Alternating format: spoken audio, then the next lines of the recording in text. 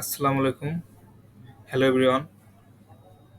আজকে আমরা 52 প্রোগ্রামিং সমস্যা ও সমাধান বইয়ের প্রথম সমস্যা জোড় বিজোড় ১ বা ইভেন অড 1 প্রবলেমটা সলভ করব।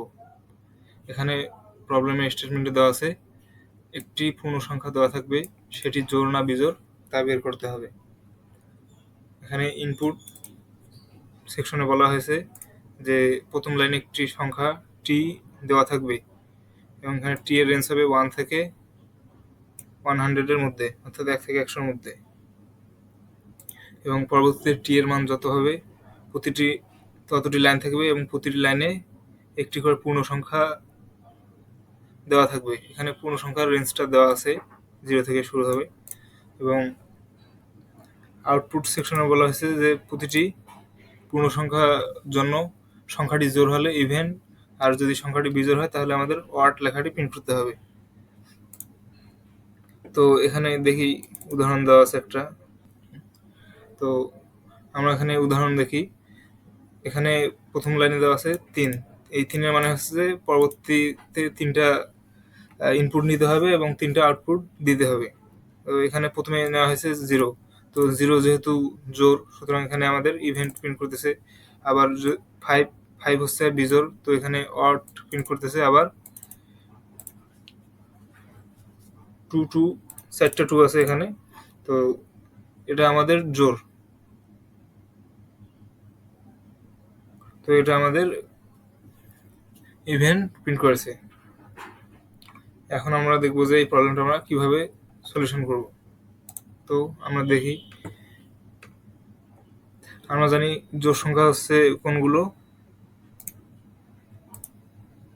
জোড় সংখ্যাগুলো হচ্ছে 1, 3, 5, 7, 9।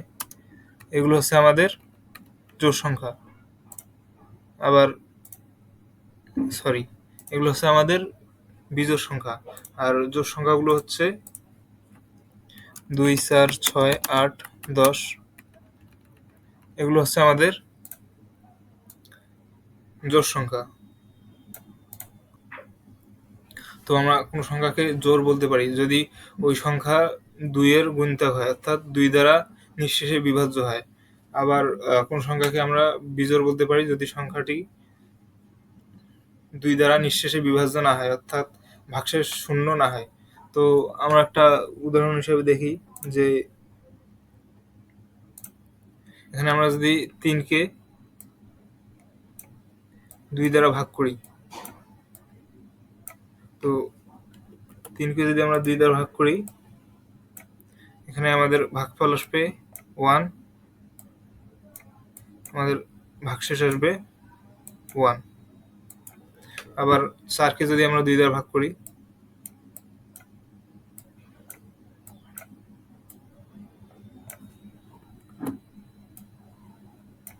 এক্ষেত্রে আমাদের ভাগফল আসবে 2 এবং ভাগশেষ আসবে 0।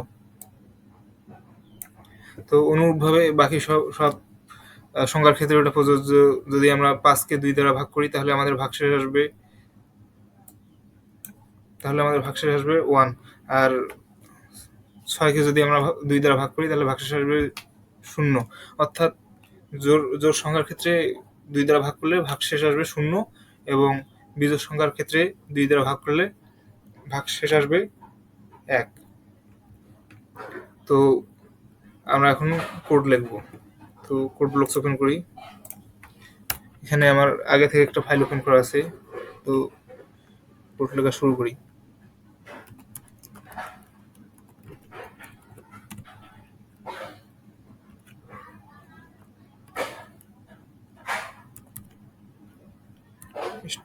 io.h।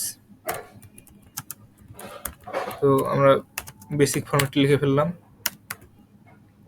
এখন আমাদের প্রথমে প্রবলেমের স্টেটমেন্টে কি বলা হয়েছে যে প্রথম লাইনে একটি সংখ্যার টি ইনপুট নিতে হবে। তো আমরা ইনপুট নেই ইন্টিজার টি টাইপের একটা ভেরিয়েবল।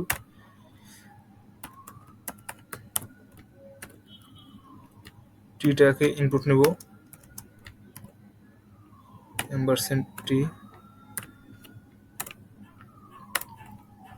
এখন আমরা টি সংখ্যকবার যেহেতু ইনপুট নেব সেহেতু আমাদের একটা লুপ চালাতে হবে। লুপ শুরু হবে 1 থেকে এবং লুপটা টি পর্যন্ত চলবে।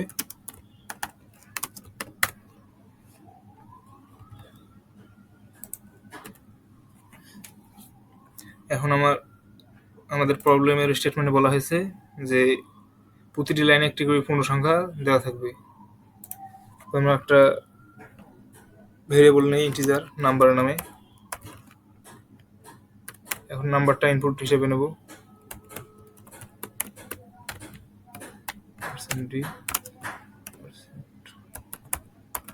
তোমাদের এবার নাম্বারটা ইনপুট নেওয়া শেষ হয়ে গেছে। এখন আমরা নাম্বারটাকে চেক করব কি নাম্বারটা কি জোড় না বিজোড়। তো এই জন্য আমাদেরকে কি করতে হবে, কন্ডিশন অ্যাপ্লাই করতে হবে। যদি নাম্বারটাকে 2 দ্বারা ভাগ করে ভাগশেষ 0 হয় সেক্ষেত্রে আমাদের সংখ্যাটি হবে জোড়, অন্যথায় বিজোড়। তো এখানে আমরা কন্ডিশনটা অ্যাপ্লাই করি।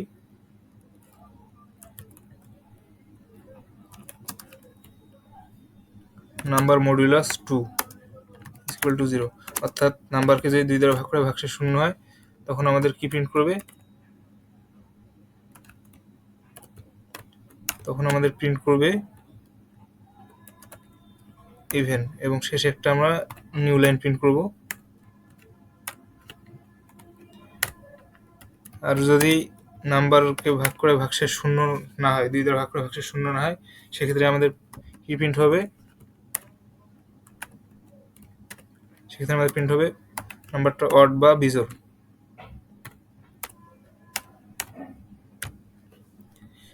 তো আমাদের প্রোগ্রাম মোটামুটি রেডি। এখানে রিটার্ন 0 করে দিই। এখন রান করি, দেখি। আমরা 3টা টেস্ট কেস নেব। প্রথমে নেই 5 যেহেতু আমাদের বিজোড় তাই এখানে আউটপুট হচ্ছে অড। আবার 6 যদি নেই, 6 হচ্ছে জোড়, সুতরাং ইভেন আসবে। আবার 9 যদি নেই, 9ও আমাদের বিজোড়ের ক্ষেত্রে প্রিন্ট করবে অড। তো আমাদের প্রোগ্রামটি মোটামুটি সাকসেসফুলি ভাবে রান হয়েছে। এখন আমরা এটাকে লাইট ওজেতে সাবমিট করব। তো আমি কপি করে নিলাম।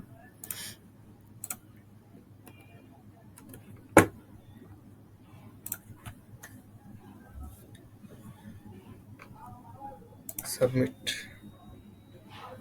সরি, এটা 5 সেকেন্ড পর।